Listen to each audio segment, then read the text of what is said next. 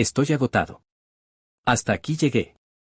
Estas palabras que voy a expresar ahora fueron parte de algo que compartí hace tiempo en una iglesia, porque sentí que Dios me mostraba que había personas detenidas, exhaustas, al borde del camino. Es una imagen que representa lo que atravesaba el grupo de seguidores que acompañaban al rey David. Él contaba con un grupo de soldados fieles. Eran algunos de los guerreros más decididos que alguna vez formaron parte de una tropa. Soldados entrenados para enfrentar cualquier conflicto y conquistar territorios. Los relatos históricos que giran en torno al liderazgo de David relatan hazañas llenas de coraje y estrategia. Se trataba de combatientes excepcionales, cuya capacidad superaba ampliamente la media de cualquier formación militar de su tiempo. Sin embargo, las escrituras relatan un momento clave: después de una de sus últimas campañas, el grupo retorna exhausto. En el trayecto de regreso, conversan sobre las victorias recientes, recuerdan los enfrentamientos superados y mencionan los bienes recuperados. Habían conseguido una gran recompensa tras el combate, un botín que representaba tanto su esfuerzo como el precio de la lucha. El relato bíblico describe cómo, al regresar de una ardua campaña militar, los hombres de David se toparon con una escena desgarradora: el lugar donde vivían, aquel sitio donde residían sus familias, había sido arrasado sin previo aviso. Mientras ellos se encontraban lejos, enfrentando batallas y alcanzando victorias, un enemigo aprovechó su ausencia. El campamento fue atacado con saña, sus esposas fueron raptadas, sus hijos llevados a la fuerza. Amalek, un grupo hostil, irrumpió en el momento más vulnerable. Al regresar, David descubrió que todo había sido destruido. Las viviendas estaban en ruinas, y no quedaba rastro de sus seres queridos. El impacto fue tan profundo que él y sus guerreros rompieron en llanto. El dolor lo superó, y sollozaron con tal intensidad que finalmente sus cuerpos no resistieron más, se quedaron sin fuerzas incluso para seguir llorando. Es probable que más de uno haya experimentado algo similar, esa sensación abrumadora donde ya no queda energía ni para derramar una sola lágrima. A veces, uno simplemente se quiebra por dentro. El llanto suele ser un alivio, una forma natural de liberar lo que duele, una vía de escape emocional. Sin embargo, hay instantes tan intensos, tan cargados de pérdida, que hasta las lágrimas se agotan. Uno siente que no puede avanzar, que el dolor es demasiado profundo para ser procesado. Es el impacto de ver los restos de lo que alguna vez fue un hogar lleno de vida, o el golpe amargo de una ruina que no solo afecta lo material, sino que hiere lo más íntimo.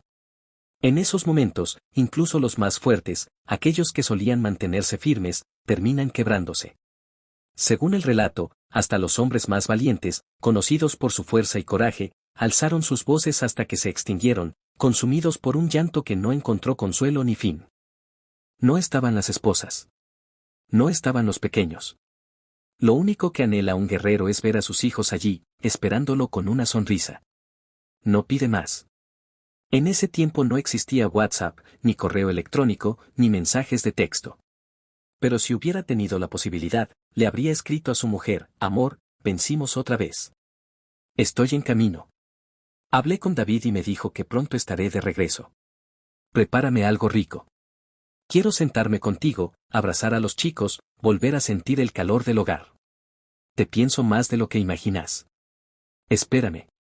Pero al llegar, todo era un escenario de desolación. Las casas vacías. Las familias desaparecidas. Las madres raptadas, los hijos no aparecían. Solo quedaban rastros, algunos juguetes tirados, cenizas, destrucción. El fuego había consumido lo que un día fue hogar. No sabían si seguían con vida o si ya habían muerto.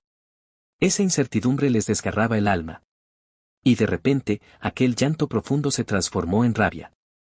Las escrituras relatan que los hombres comenzaron a considerar la idea de apedrear a su líder. ¿Qué puede llegar a sentir una persona para pasar del respeto más profundo al desprecio total? ¿Qué clase de desesperación te empuja a querer dañar a alguien por quien antes hubieras entregado todo? He repasado ese relato muchas veces, y en mi interior escucho una voz que me impulsa a leerlo nuevamente. Justo en la parte anterior, el texto menciona cómo estos hombres sentían un afecto genuino por David, al punto de arriesgar su propia existencia por él. Pero al volver al campamento y descubrir que sus seres queridos habían sido raptados, comenzaron a hablar de levantar piedras contra David. Algo similar suele suceder entre las personas. Algunos dicen: yo te apreciaba, pero desde que empecé en esta comunidad, todo se vino abajo. Perdí el trabajo, mi pareja se fue. Y entonces, se busca un responsable. Se señala al líder, al supervisor, al guía espiritual. Queremos atribuirle a alguien la culpa de la tormenta que estamos atravesando. Y esa frustración se transforma en enojo. ¿Por qué me sucede esto a mí?, nos preguntamos. Por eso se habló de apedrear a David. Puedo imaginar a uno de esos hombres enfrentándolo, diciéndole, si lo deseas, acaba conmigo, pero hasta aquí llegó mi fidelidad. Nunca me quejé, nunca me negué a nada, pero ya no puedo más. Jamás dije, no quiero ir al combate, pero tampoco pedí que me arrebataran a mi hija y a mi hijo. Y David, en su interior, responde, no fui yo quien te los quitó. Sin embargo, la ausencia de respuestas lleva a culparlo. Es más fácil poner un rostro a la desgracia, y ese rostro era el de David. Las escrituras relatan que, en medio de ese ambiente cargado de dolor e ira, David buscó refugio en Dios. Mientras todos lo señalaban, él se apartó para hallar fortaleza en el Señor su Dios. Se volvió en oración, clamando por orientación, suplicando una respuesta. Desde lo más profundo, comenzó a decir, Dios mío, dime qué debo hacer, muéstrame el camino. ¿Cuál es la decisión correcta frente a esta situación? David elevó su pregunta al cielo, buscando una guía clara en medio del caos. ¿Qué debería hacer? Tal vez estés tan abrumado que ya no te quedan ni fuerzas para derramar una lágrima, y en ese agotamiento también hayas dejado de orar. Porque, créeme, lo comprendo, hay situaciones donde el sufrimiento es tan hondo que incluso la oración parece lejana. En esos momentos de silencio interior, algunos asumen que quien se aleja simplemente se entregó al mundo, que abandonó la fe o fue atrapado por algo oscuro. Pero no siempre es así. No todo tiene que ver con fuerzas malignas. A veces, simplemente estás exhausto. Y eso también es humano. Quiero que sepas que entiendo lo que es sentirse vacío, sin ánimo de hablar con Dios, sin deseo de buscarlo, sin palabras para elevar una plegaria. Sé lo que es quedarse mirando al cielo en silencio, sin saber qué decir ni cómo continuar. Ya no quiero pelear, no tengo fuerzas, no doy más, decís, con un cansancio tan profundo que te sentís completamente solo, sin rumbo ni respuestas. Pero David, un hombre con visión y sabiduría para liderar, supo manejar la situación. Aquel que entendía el lenguaje del alma herida, tomó esa furia colectiva y la convirtió en propósito. Con firmeza, pero también con empatía, les habló a sus hombres, esto no se trata solo de lo que me pasó a mí. No estoy reclamando por alguien de la realeza. Estoy hablando de las esposas y los hijos de cada uno de ustedes. Es el dolor de todos. Lo que perdimos no es algo ajeno, es nuestro hogar, nuestra sangre, nuestra historia. Así, David no solo calmó a su tropa, sino que encendió una nueva determinación en ellos. Estoy hablando del rescate de la hija de cada uno de ustedes. Por eso, si deciden volcar su enojo contra mí, lanzando piedras, no lograremos absolutamente nada. Usemos esa furia, pero dirijámosla hacia quienes nos arrebataron lo que amamos. Preparémonos para pelear. Una última confrontación. Y David, en medio de la tensión, les pide un último acto de fe. Un paso más, uno solo, pero con el corazón firme. Dios a menudo te conduce a esos momentos decisivos donde solo queda confiar. Te impulsa a seguir adelante, a mantenerte fuerte. No es hasta que ves al adversario de frente, cuando todo parece perdido, que te aferrás completamente a él. Y es ahí, justo ahí, cuando algo en vos cambia. Esa misma historia se repite en tu mundo interior, en tus propias batallas cotidianas. Cuando enfrentas una crisis, cuando la tempestad golpea con fuerza, no es para destruirte, sino para que te levantes, como esa caña que se inclina pero no se quiebra, que vuelve a erguirse con firmeza. Es para que resurjas con esperanza, como el ave que se levanta de entre los restos, renovada. Para que en tu interior digas, voy a reconstruirme con la ayuda de Dios. No voy a quedarme estancado. No puedo permanecer en este lugar para siempre. ¿Cuántas madres habrá que, a pesar de haber perdido un hijo, aún siguen adelante por los que les quedan? Mujeres que, con el alma rota, eligen seguir viviendo, cuidando, abrazando lo que aún permanece. Llega un punto, después de transitar el dolor y procesar la pérdida, en que alguien cercano, quizás el esposo, con palabras sencillas o cariñosas, necesita decirle, levántate, por favor. Aunque cueste, aunque parezca imposible, hay otros hijos esperando. Hay un compañero, un hogar. Nadie podrá ocupar el lugar de ese hijo que se fue, pero seguir postrada solo extiende el sufrimiento a los que aún están. Porque si no se levanta, termina dejando a los demás también sin madre. Se arriesga a que los otros chicos crezcan con una figura apagada, una sombra tirada en la cama, en lugar de una mujer presente que los guíe, los abrace, los forme. No se trata de negar el dolor, sino de no permitir que ese dolor se lleve todo lo demás. Ellos solo tienen una oportunidad de contar con vos. Ya han sufrido bastante con la pérdida de un ser querido como para tener que enfrentar también la ausencia de su madre.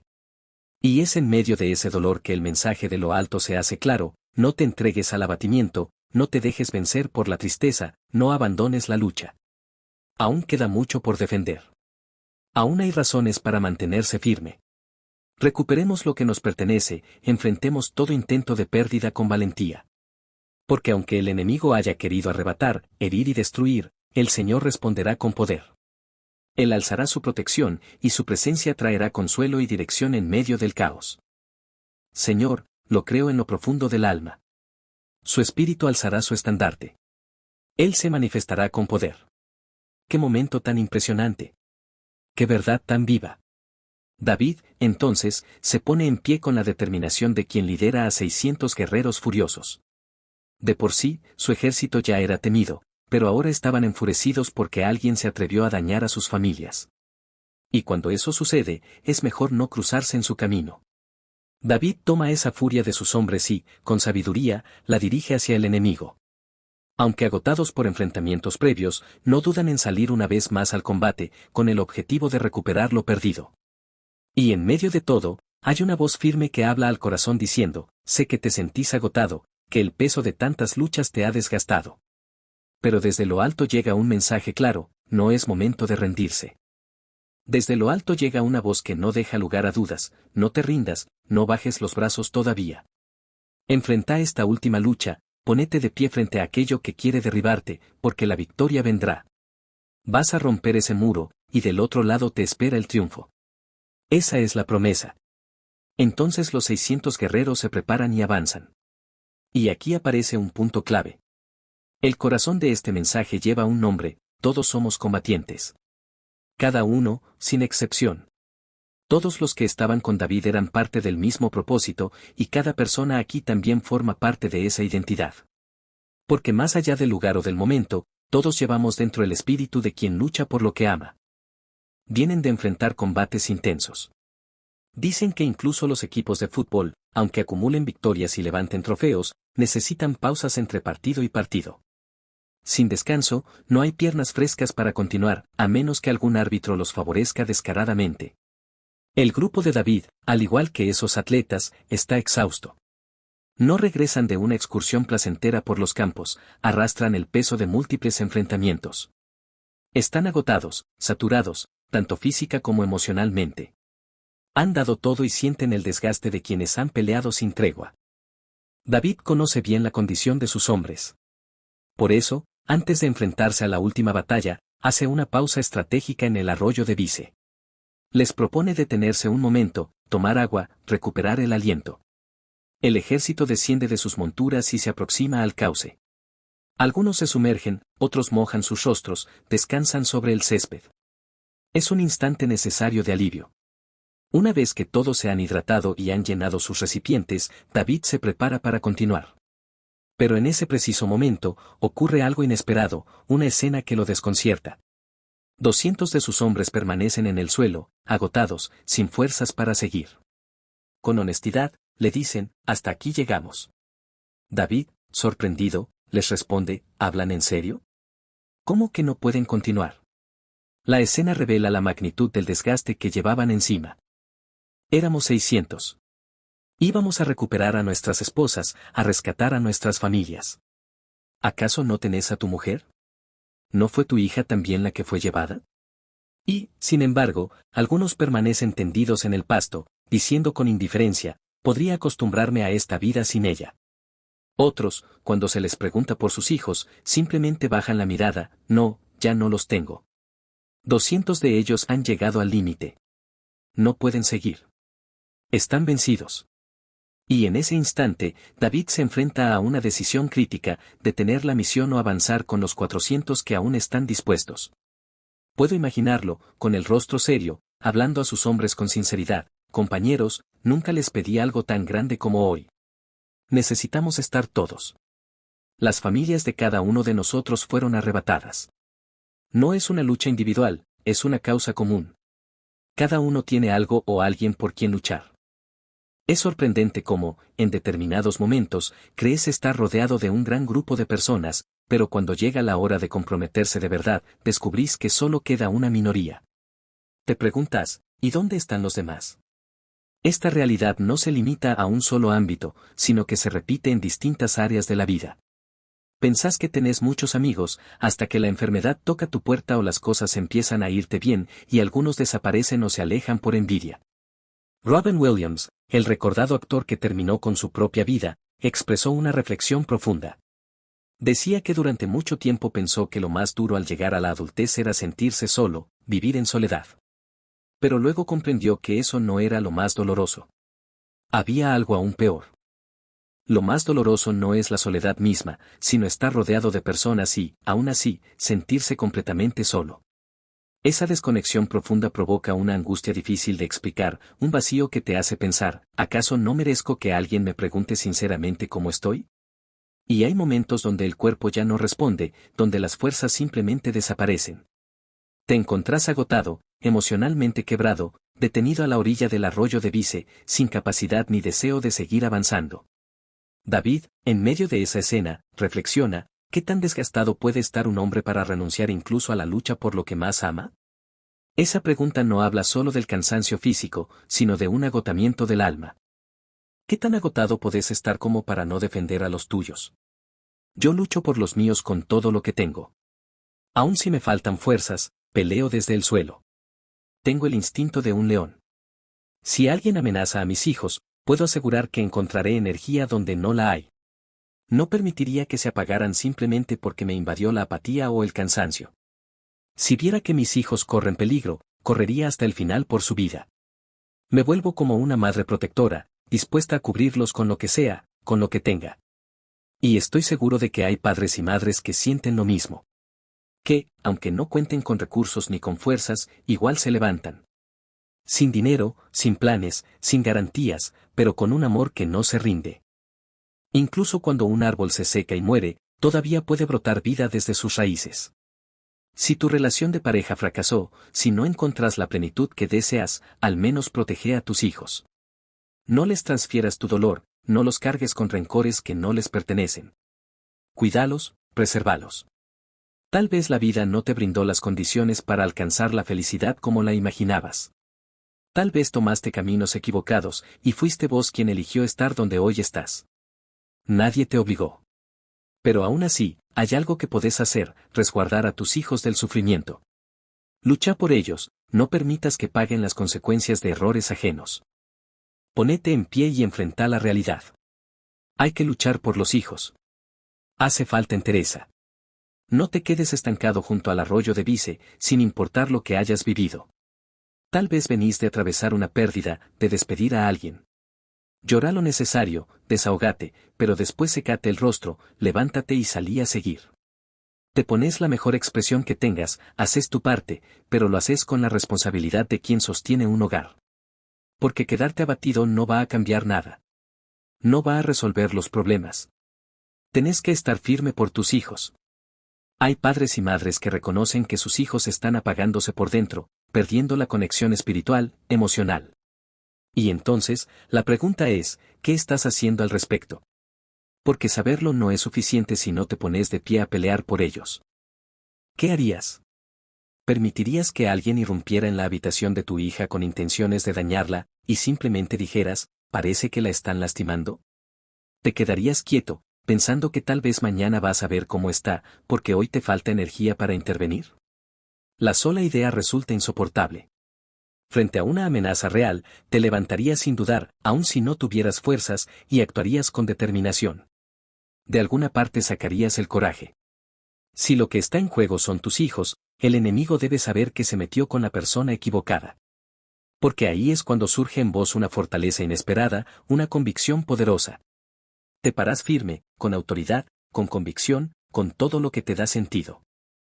¿Y qué pasa con aquellos que ya no tienen fuerzas? ¿Qué hacemos con los que no pueden continuar? ¿Qué opción toma David frente a eso? Algunos tal vez hubieran reaccionado con dureza, son unos aprovechados, se quedan sin hacer nada mientras nosotros arriesgamos la vida. Nosotros vamos a recuperar a nuestras esposas, y ellos solo podrán imaginarlo. Otros habrían propuesto repartir la carga, que cada uno de los que sigue cargue a uno de los que no puede. Aunque apenas tengo energía para pelear por mi familia, ahora también tengo que sostener a otro. Pero David, con sabiduría, toma una decisión distinta. Les dice a los que no pueden continuar, está bien, quédense y cuiden el equipaje. Aprovecha la situación para organizar el grupo y dejar las mochilas bajo resguardo. No los descarta, no los humilla, simplemente les asigna una nueva función, acorde a su estado. Los que no pueden seguir adelante se quedan atrás. Los 400 restantes irán a recuperar no solo a sus propias esposas, sino también a las de quienes no pudieron continuar. Y según relata el texto bíblico, esta decisión no quedó como un simple acto aislado, se convirtió en una costumbre establecida en Israel. Pero no solo eso. Aquel gesto de David sentó las bases de una norma que trascendió generaciones, marcando un precedente legal en el ámbito militar. ¿Qué significa eso? Que una acción específica, tomada por un líder con autoridad, puede convertirse en guía para futuras decisiones. Desde aquel entonces, incluso en ejércitos modernos, como podría ser el de Estados Unidos, por citar un ejemplo, se respeta esta lógica. Quienes luchan en el frente y quienes custodian desde la retaguardia son igualmente valiosos. Cuando un ejército es desplegado, no solo van al frente quienes empuñan un arma. También forman parte los que trabajan en las áreas médicas, los que asisten en los hospitales, los encargados de logística, mantenimiento y abastecimiento. Todos son parte del mismo cuerpo militar. Todos visten el mismo uniforme, y cuando el conflicto finaliza, todos son reconocidos como veteranos de guerra, sin importar la función específica que hayan cumplido. ¿De dónde surge esta perspectiva? Tiene su origen en una decisión tomada por David, quien, ante una situación límite, declaró: ustedes también son parte del ejército. Quédense aquí y esperen. Con esas palabras, no solo distribuyó tareas, sino que reconoció el valor de quienes no estaban en condiciones de continuar. Luego marchó con los 400 que aún podían avanzar y logró el rescate. Esta historia está narrada en el capítulo 30 del primer libro de Samuel, y marcó un precedente que perdura hasta nuestros días. David logra recuperar no solo a sus propias esposas e hijos, sino también a las familias de aquellos que se habían quedado atrás. Imagina la escena. Sos una de las mujeres que fueron capturadas. Estás esperando que tu esposo, allá en el frente con David, regrese por vos. De pronto, escuchás el estruendo de cascos, el sonido de carros acercándose, pero no son los tuyos, son los amalecitas. Te toman del cabello, te aferrás con desesperación a tus hijos, gritás sin consuelo. Hay caos. Algunas mujeres forcejean, otras son empujadas sin piedad. La Biblia no detalla los abusos, pero es difícil imaginar a aquellos hombres, descontrolados y crueles, sin intentar someter a las mujeres capturadas.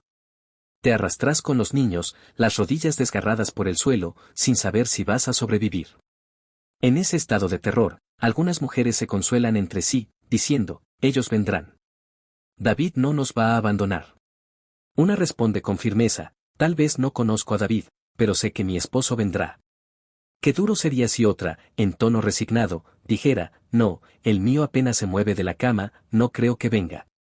Pero no son mujeres comunes. Son las esposas de los valientes de David.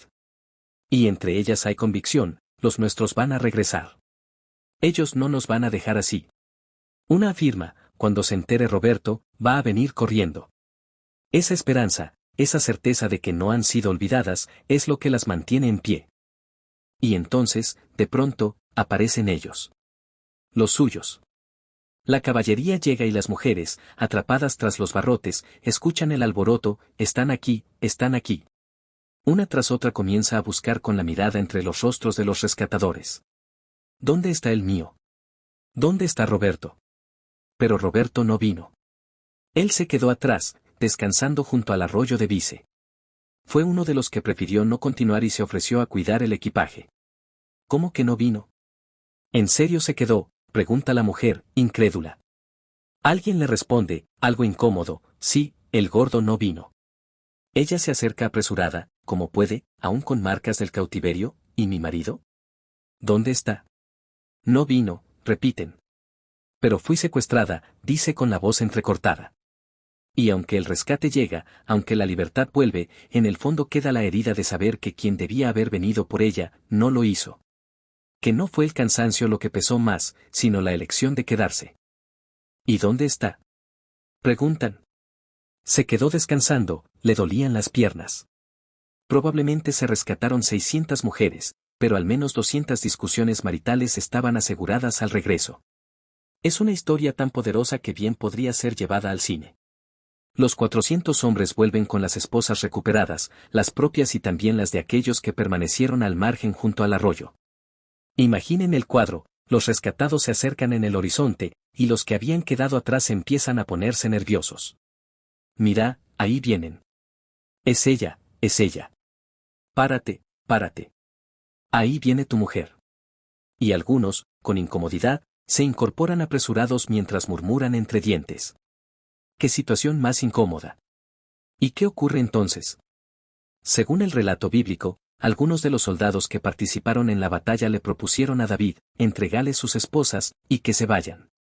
Que no se queden más con nosotros. La tensión era evidente. Para ellos, no tenía sentido que quienes no pelearon recibieran lo mismo que los que se arriesgaron en el frente. Pero David, una vez más, actúa con justicia, marcando una diferencia que resuena hasta hoy. Entréguenles a sus hijos, a sus esposas, aquí están, pero que se marchen. No son dignos de permanecer entre nosotros. Esa fue la propuesta de algunos de los soldados que habían ido al frente. Pero David, con sabiduría, como anticipándose a lo que siglos más tarde escribiría Pablo a los creyentes en Tesalónica, animen a los desanimados, apoyen a los débiles y tengan paciencia con todos, respondió con firmeza, no, mis hermanos, no actuemos así. Les recordó que quienes se quedan a resguardar el equipamiento también forman parte de la victoria.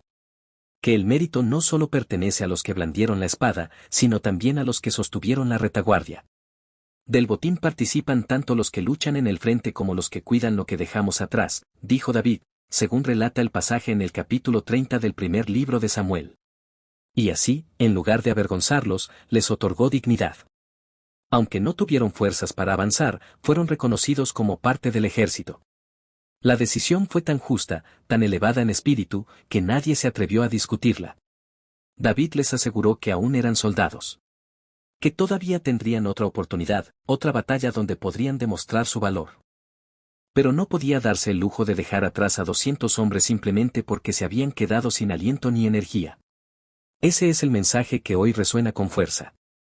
Hay quienes llegan por primera vez, otros que regresan tras largos periodos marcados por la desilusión. Y muchos de ellos podrían decir, no es que haya dejado de amar a Dios, ni que haya perdido mi fe o mi compromiso, es que ya no me quedan fuerzas. La vida ha golpeado con dureza, las tormentas han azotado de frente y la embarcación parece a punto de naufragar. Y, aún así, hay una certeza que permanece, sigues siendo parte del ejército. No importa cuánto tiempo estuviste lejos, ni si te alejaste en momentos significativos. Lo que importa es que estás aquí. Y aunque el cansancio te haya vencido por un tiempo, sigues siendo uno de los tuyos. Sigues siendo un soldado.